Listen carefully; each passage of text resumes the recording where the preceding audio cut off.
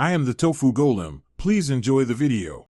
In this video, I will show how to make 2 poached eggs at once using an easy method. First, gather your ingredients and equipment: 2 very fresh eggs, a small saucepan, and a slotted spoon.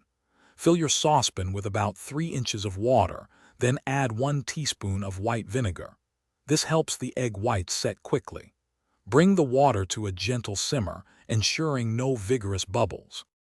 Now, carefully crack each of your 2 fresh eggs into separate small bowls or ramekins.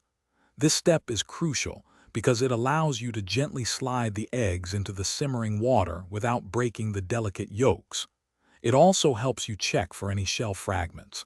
Make sure your water is still at a very gentle simmer, with just a few small bubbles before proceeding. With the water at a gentle simmer, carefully slide both eggs from their bowls into the pot, one after the other. Try to place them a few inches apart.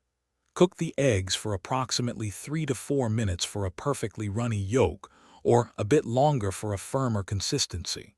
Use a timer to ensure consistent results. Avoid stirring the water during this time to keep the eggs intact.